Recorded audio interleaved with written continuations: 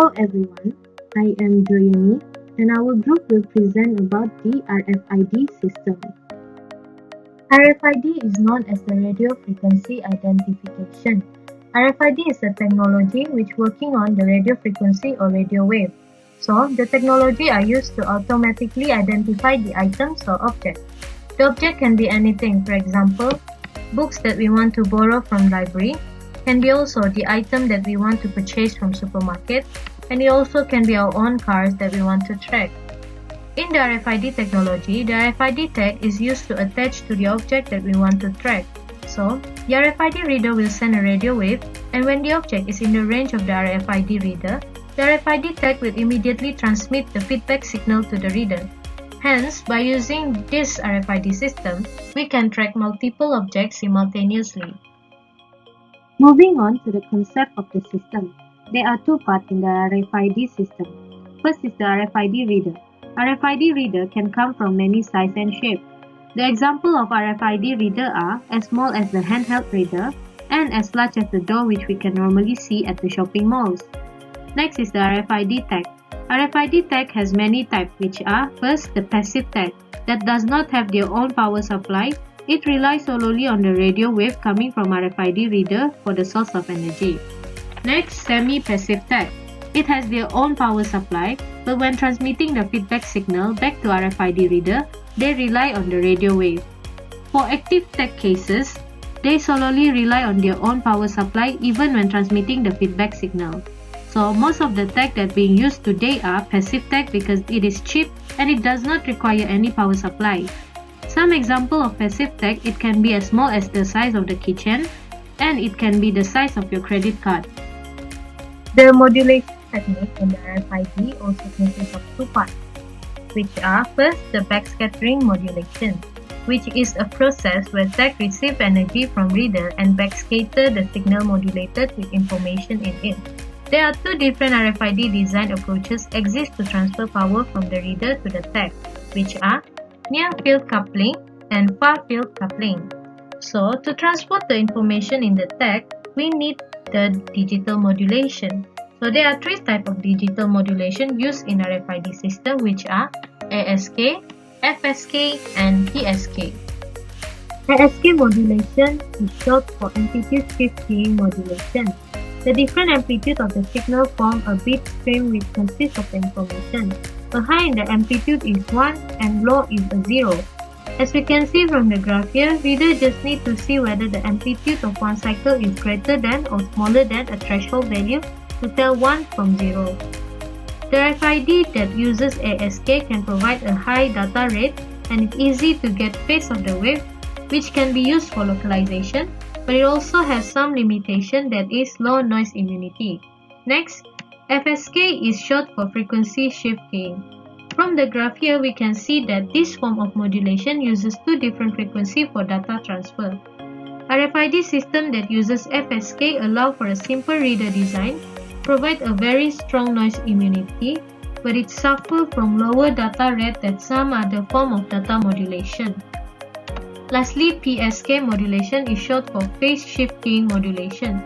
In PSK, the binary state 0 and 1 of code signal are converted into corresponding phase state of carrier oscillation in relation to a reference phase.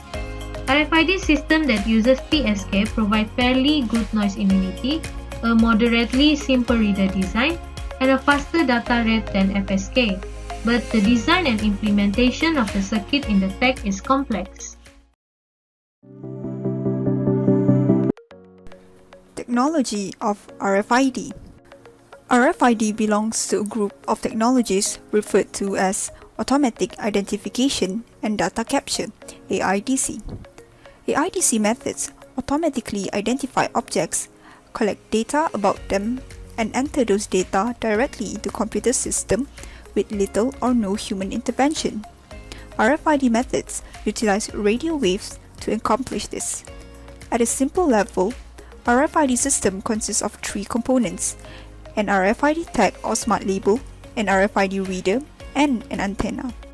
Examples of technologies that benefit from RFID are endless.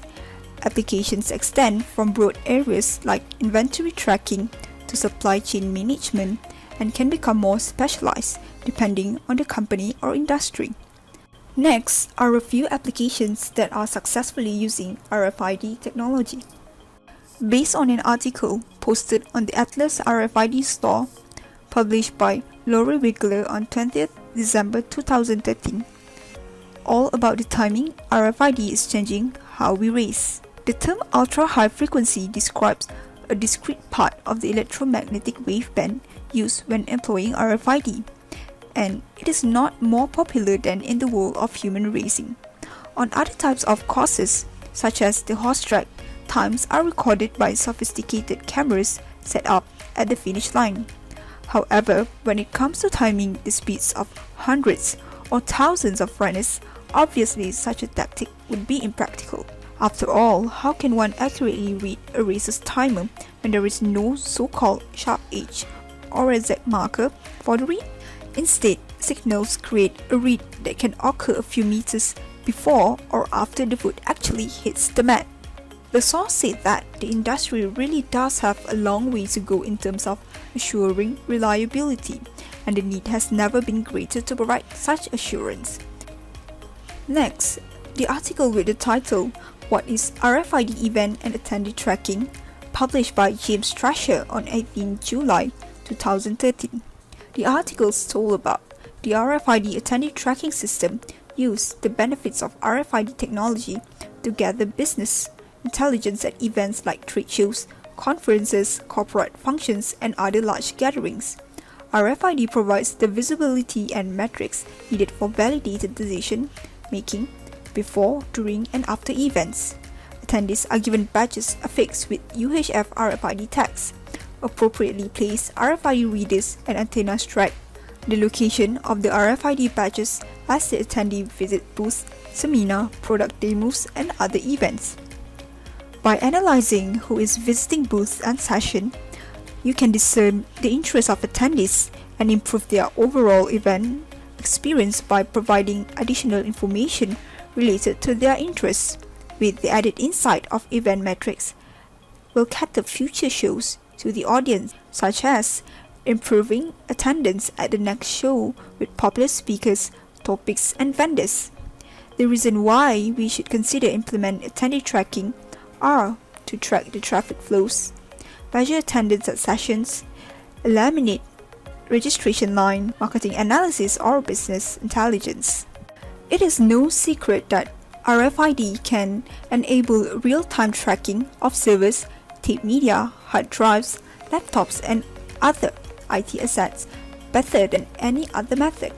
However, some companies still think RFID technology is too expensive, unreliable, or large for their assets.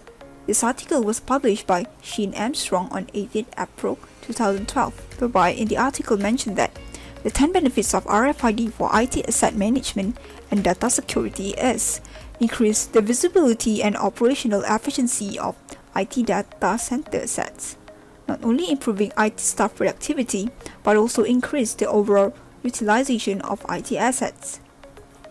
Next, it can also enable proactive protection against the loss of IT assets, protect data residence on those assets, enable cost-effective compliance with government and industry regulations, improve accountability for IT asset management, reduce capital equipment purchases, improve maintenance, repair, and overhaul process. Last but not least, save time and money with automatic inventory management. Hi, I am Shoshana. Now we're going to analyze on the challenges regarding RFID technology.